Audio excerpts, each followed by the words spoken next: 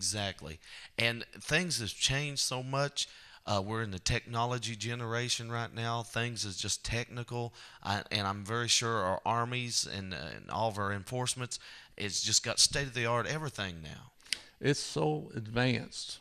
It's amazing how much progress that we have made just in the last 5 years. Uh, the progress that we've made. I mean, uh, during Persian Gulf, for example, they were using missiles that could go through a 36-inch door, a 36-inch door. So then that technology was beyond what we had, and the technology now is even more advanced. It's all computerized. It's nothing like it used to be. Everything's computer.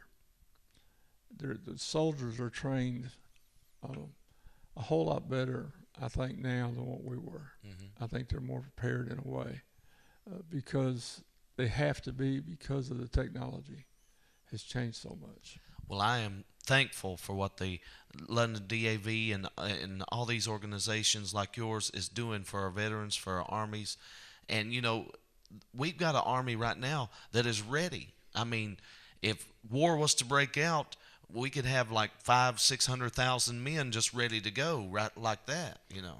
That's the thing that we need. We need to keep our military ready. We need to keep our military strong. Hmm. People are talking about, the government's talking about, well, we need to decrease this, we need to decrease that. And when we do that, then we're asking for trouble. Hmm. Right now, we do have the manpower, I believe, that can handle any situation. And that's why we need to keep it because this country was founded upon freedom, and we've had to fight for it ever since we became free. Well, as you know as well as I do, things are really starting to heat up in the Middle East with Syria and Egypt, and of course Iran. Iraq has always been a prime figure right there, and even Russia is starting to. You're hearing from them again. So we got to be army ready, and we got to be mentally and physically supporting our troops. Yeah, we do because it is gotten the situation. You can turn on the news if you don't believe anything, and you can watch what's happening in Egypt, especially. Hmm. It's a mess. The whole southwest area is a mess. Right. All the countries seem to be fighting amongst each other, um, and we have to stay strong as the United States. We have to be prepared to go in at any time. And you got countries like Korea. Korea may, they've been talking last few years about Korea coming back. I read an article in the paper the other night concerning North Korea.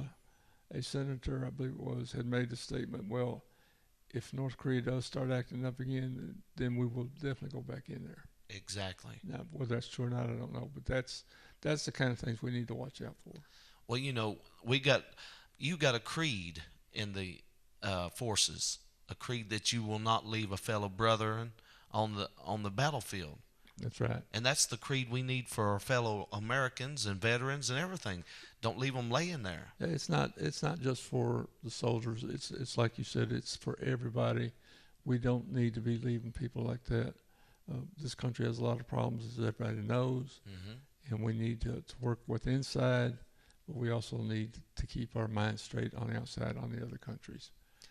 You got all kinds of different types of wars that we faced: World War One, World War Two, the Korean conflict, just different one, Vietnam, the Gulf Wars, everything like that. And we also got the war on drugs. The war on drugs is a big war, and it's destroying our country, and it's destroying our youth, and so therefore we have to keep an eye on it. It's real strong.